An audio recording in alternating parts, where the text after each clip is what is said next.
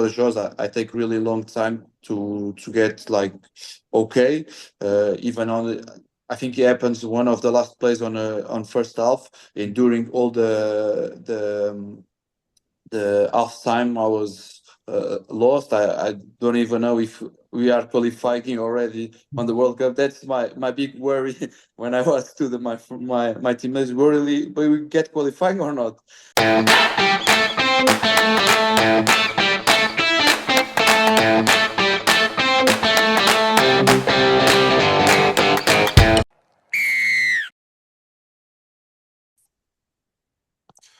So, hello and welcome to RugbyMed, the science of the game. I'm António Cruz Ferreira.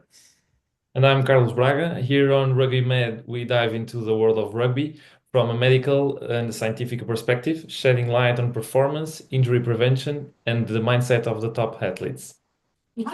Today, we are excited to have with us José Lima. José Lima is the captain of the Portuguese national rugby team that played that historical match against Fiji in the Rugby World Cup, leading to the only victory so far in that kind of events. Jose, welcome to the show. It's an honor to have you here. Hello, everyone. First of all, thank you so much for the invitation. It's a pleasure be here with you guys, and I think it's a really intelligent way to speak about rugby and some of problems we can have in rugby as well in the past, and the medical staff work for the future. So thank you so much to care about us and take care about our security. Thank you, Jose. Jose is an outstanding player. He's a very good listener of of all our advices at the Portuguese Rugby Union. So I'm really happy to have him here. So, Jose, let's start with that incredible moment on the Portugal victory against Fiji at the World Cup. Can you take us back to that day and share a bit of what you felt? How did it feel to lead the team into the stadium, full stadium, with almost 20 or 15,000 Portuguese singing the anthem, if not more, and that incredible atmosphere there? That was great. That was a great day. I think it's one of the most important days for Portuguese rugby, if not the most important day in the history of Portuguese rugby. It's the first win in the World Cup, so it's a great way. It's a great way for us to finish the World Cup as well. We need really near to win against Georgia in the last minute, so I was really disappointed to can't get that first win against them. So I think it's like a revenge for us, because we work really hard to be in the World Cup. We decide together try to be competitive against all the teams, and I think we really do that against Wales. We made a great game, but we all agree in the end we could do better. Against Georgia, I was really close. Australia, tough game for us, but when we have when we arrive to the week of Fiji, we decide is now or never. So let's do it, and we make a great game, and we take a great win. So it's a really special day for all Portuguese rugby, for us as a player, and for all the supporters and staff and all the guys. Support Portugal in the last 4 or 5 years, and know what's the big travel for us to become the first team win a game in a World Cup for Portugal. That game is undoubtedly one of the most important games for Portuguese rugby. And how do you handle the pressure, and how do you before the match, and how do you handle your teammates as well? What do you think about it? To be honest, we the pressure I think is not like the right word for us, because we don't have nothing to lose. We already know even if we win, we can get the quarterfinal. So we just have to a time to us to we talk to each other, and we decide just to enjoy. It's the last game for a couple of players, the last time that team will be together, that generation. So we really just decide to have pleasure, enjoy, go full on the game, give everything, and try to get the win for us first of all, and after for our families, our friends, and all the Portuguese rugby. So that's the main thing we decide is just going to play for us, have fun, enjoy that last game with that group, the last game as well as a lot of coaches like Patrice is the main guy of all that process. So we all have that kind of feelings to okay, it's the last chance, so let's finish well and take the win for Portugal. Yeah, 100%. Being there with you guys, that's what we felt in the stadium. That's what we felt in the locker room. That's exactly what it felt. We felt those guys, that leadership group, really pushed everyone to be effective in the game, but without too much pressure. So yeah, I think I would say that how Zé describes it was the way things happen. So Zé, switching gears a little bit, we want to explore the topic of injury prevention. Of course, this is a medicine podcast. Rugby is, of course, a high impact sport, and you as an athlete, you face unique risks. From your perspective, Zé, what are the key strategies that you use to minimize injuries over a long season? And our seasons go from end of August until the end of July, so they are quite long. I think first of all, the main word, or for me, the what I try the most is routine. Try to have a good routine for what I eat, how I sleep, how I rest, how I do my treatment, how I how I react in a hard week. Try to understand my body when I can push more harder on the training or less. When I can do, it's a good week for do extras for my head to be confident or not. And I think that's the main work is routine. Find the best routine we can have for be the most performer player as possible on the weekend, and as well the more healthy player possible during all the season. Okay, nice. And bringing that routine for you, how involved are the team medical staff, physiotherapists, doctors, strength and conditioners, coaches, head coaches? How involved are they in your training and ensuring that prevention measures are being taken to you? They are really important. First of all, because in the start of the season, professional teams we have like a full scan of our history, injuries, our body, our strength, our weakness, and that's really important for us. For during the season, look after for like all the injuries in knees or shoulders, and have with the fitness coach have like a more carry regard about that kind of situations. You have a lot of exercise nowadays you can do for rehab, and that's really important to fix that part of your body is really weakness for injuries or for natural weakness of your body. So that's for me is a really important part, and we really have to look after. And after with physios and medicines, I think is more about preventive work. Don't take the risk to get something serious. Always when I feel something, or I start like feel a muscle tired, or I get a shock in a game, and I feel something in my shoulder, I try to find the best way to treat soon as possible, to try to get right and don't get worse and have a big injury or a big problem in the future. And that's kind of preventive work we can do with or doctor or a physio. For me, they are really important, and that's why I trying always in during the week, if I have something on the game, try to get right. Not just for the next game, but for the next week of game, and don't get worse. Yeah, that's really important, Zain. I know that you are a very obedient player, but let us focus on one thing that can impact significantly the career of a player. and I'm talking about concussions. It's not just about the immediate effect. It's also about understanding the long-term risks and how to protect the players. We all know we were there. I was there in Badajoz in 2022 and also in Bloemfontein last year.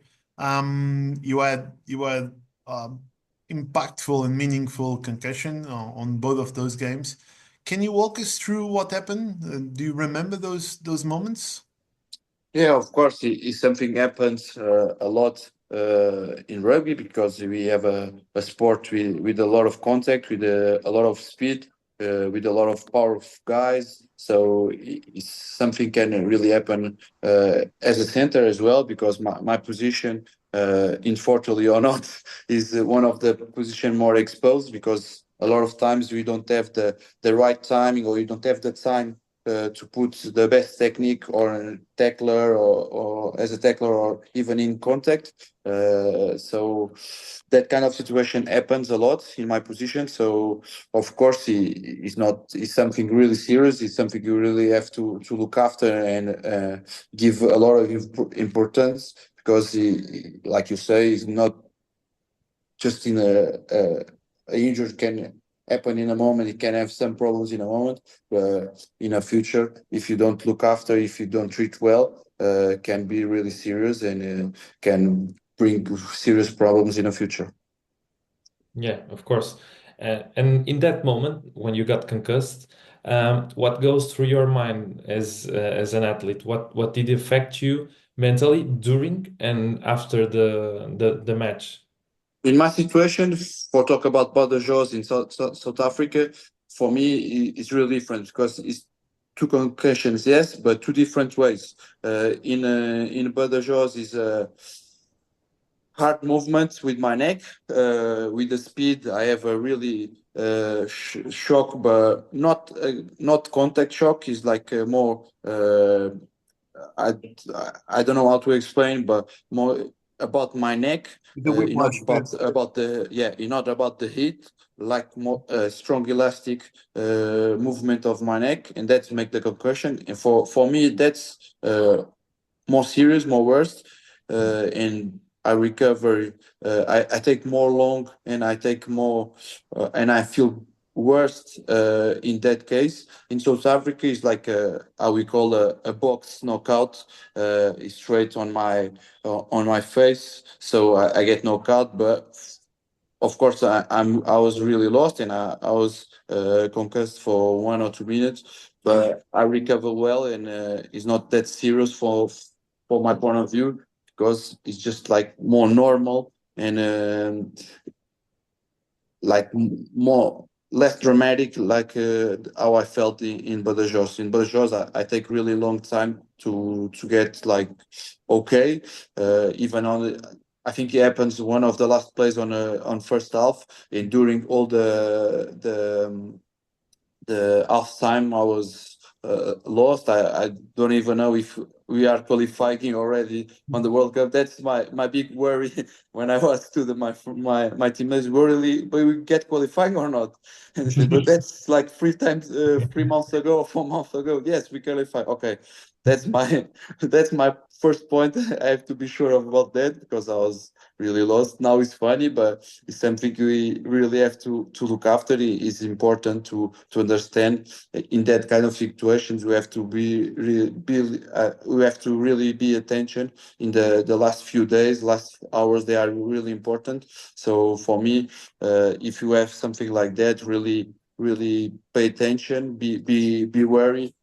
Find doctor, find your physio, and take that serious because in my opinion, for me, I don't at the moment. I'm really all right with that. I recover really well. But if you don't do the same process I do, you can have really big problems in the future and take more longest than I take for recover the in Badajoz and in South Africa. Yeah, that's exactly that. Um, those two were caused by different circumstances. Those concussions, and of course, each concussion takes its own time to heal. From your experiences, how did you feel? How do you handle? How do you feel about the graduate return to practice that we use in rugby?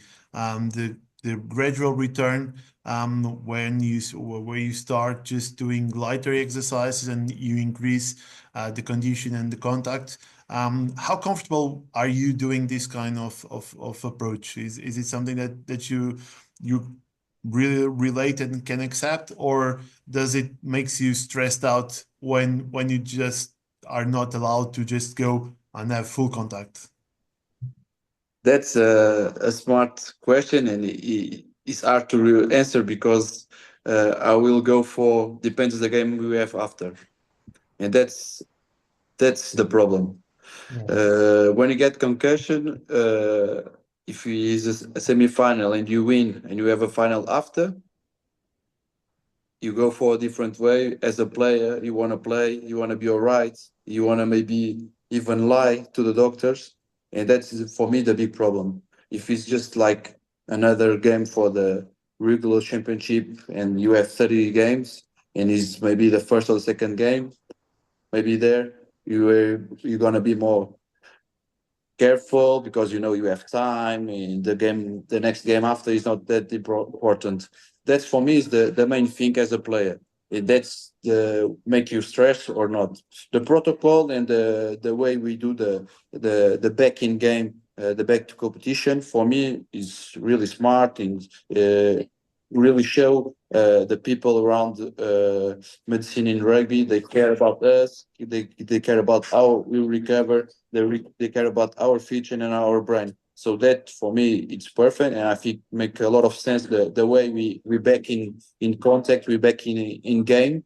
But like I say, the problem is a lot of times the pressure we can have Yeah. as from the coaches sometimes, from the players, from the teammates, even from ourselves, because we know we maybe we are a captain or we are the important guy for that game, or if you not stay there, maybe the team gonna be weaker, and that for me that's the big problem as well as a player when you get concussed, like another injury. But for me, more about concussion because we can see a lot of times it's hard to a physio for a doctor to judge if you able or not, because we can lie and you say everything is all right and you can gonna play again, and that can be a big risk. Of course, if it's a knee or shoulder, it's risk as well, but our head is something we have to really careful because we if we damage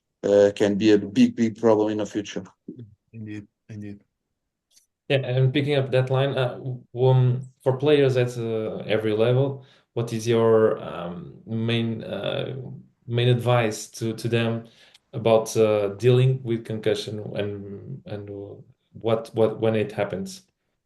I know it's hard, but we really have to look after for our brain and for how we recover and how we back to the game after a concussion. Because in the past, I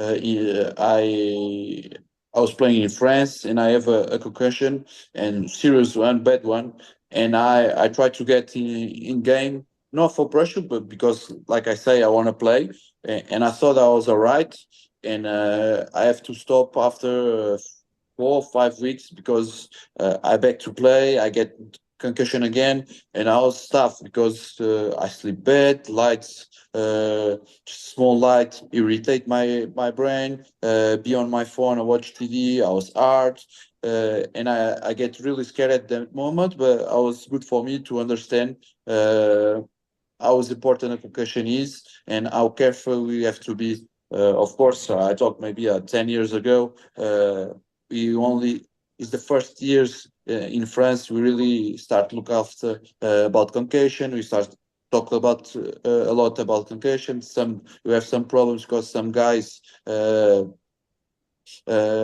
stop their careers about concussion and then start like get retried and stuff because of head problems. So for me, I was a really shock experience, but I learned the lesson, and after that problem I get. So I really changed my way to see concussion, and it's something I take really serious now, especially because I'm in end of career, and I have the entire of life to live, and I want to be healthy and have my brain ready to live more 6 another years. Okay, okay. Moving on to the how technology can influence to the sports medicine and most of all the rugby. We would like to hear about the experience. It was in Edinburgh where you used the eye mouth guards for the first time. How was the experience for you? Did you find it well?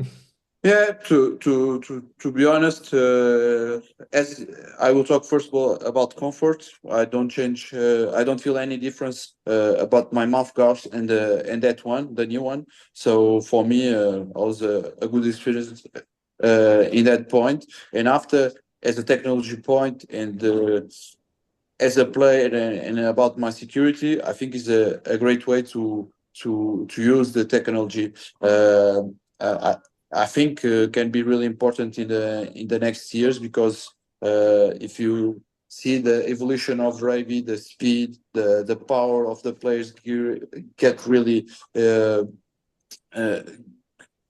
really improve on the last years. The speed of the game is much stronger than the last 10 years. So for me, it's really important try to find the ways and find solutions to try to protect the players, not just with rules, but as well to small details like this one to protect ourselves and try to find solutions for that. Yeah, I had one question to there, which was how did you believe that these technologies could be helpful in the future? But he has already clearly answered that, and I agree with him that we must look at these technologies with hope and then try to see them as a support in protecting our players. So let's look into the future, Zé. If we can already be talking about that, the 2027 Rugby World Cup, we have the qualification coming up just this month. Um, but the World Cup is still a couple of years away. I'm sure that your preparation has already started since the end of the last World Cup. But how are you planning to prepare yourself to get yourself in the maximum potential to help the team to be in the best shape possible for that tournament when we are still looking into 2 years' time? Uh, for me, as like a old player now, I take each game and each season on a short time. I'm really look after, of course, to 2007 as a main goal for me. But to be honest, for the moment, I'm just worried to try and make something never made in Portugal before. Is Portugal go to two World Clubs in a row. So for me, that's the first goal I have, and I will be really proud if you made it. If I play the World Cup or not, that's another story. Will depends of my body, how I feel mentally, if I'm still ready and fresh to make it. But for me, to be honest, if I stop next year after qualifying Portugal to the World Cup, I will be happy and I will be proud of my career. So for me at the moment, I've been trying prepare myself the best I can with my club, doing my fitness programs with my fitness coach in Benfica, with the physios as well. Try to fix some old injuries to best to be the best performing and the best healthy I can be for that games, and mentally I do my own work with myself to try to feel the most confident and prepare to that big wars we're gonna have for qualifying Portugal to the next World Cup. Okay. You describe yourself like a old player. I would prefer experienced player. And bringing that, what for younger players, of course, that are aspiring to represent Portugal in 2027, what advice would you give them to regarding training, discipline, mental resilience? What advices? I think discipline is the main word for the Portuguese rugby, and the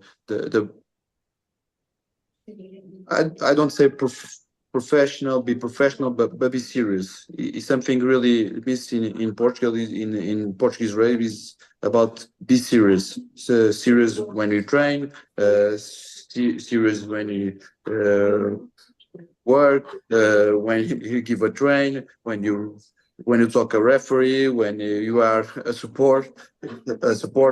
In Portugal, we really amateur, and sometimes you're not serious enough, in my point of view, in different ways. So for me, if you want to be a potential player in the World Cup in 2007, you have to be serious and work really hard to do it.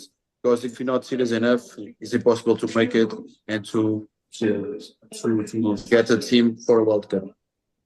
Yeah, and as a serious player and a serious man and a serious professional as you have been for the past decade, I think that young players should really look up to yourself, because you're an example, of course. Thank you.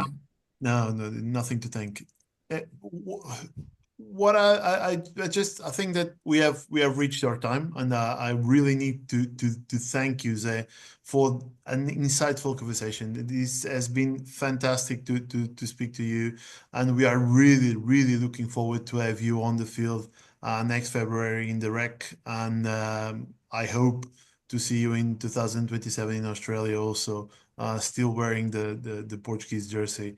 Thank you. I will need your advice for that, your experience, because my body is gonna be so. I'll take the challenge. I'll take the challenge. I just hope to see you in 2027, wearing the jersey. If not for many minutes, at least to give us some of your experience, share some of your experience in some of the most important games that we'll have in Australia for sure. I'm really looking forward to have you there. So thank you so much, José, for joining us. Thank you, doctor. Thank you. I really have fun, and I really enjoyed that conversation. Is something is really important to talk, and I will just say a small word. We lost a player, really important player. We in Portugal with that kind of injuries. So I think it's really important. It's really special to speak about that, because sometimes we really don't look after about that kind of situation, and it's something really serious. And I think in the future we hope we're gonna have healthy retired players of rugby, not guys with a lot of problems and head pains, because it's something serious and it can be really dark. Yeah, that is true. Yeah, a big thanks to you, Jose. It's amazing that you bring us the perspective from a player. That's one that's thing that you were talking about. It's one of the most important things for world rugby now. There is developing in brain health. So it's amazing that you bring us your experience too. And thank you again for your insightful presentation. Thank you. So thank you, José. Thank you, José, and thank you to all of the listeners for tuning in to RugbyMed, the science of the game. Stay tuned for more deep dives into the world of rugby, health, and performance. If you find this episode helpful, please share with a fellow rugby enthusiast and leave us a review. Until next time, I'm Carlos Braga. And I'm António Cruz Ferreira. Take care, and we'll see you next time on another episode of RugbyMed, the science of the game. Thank you.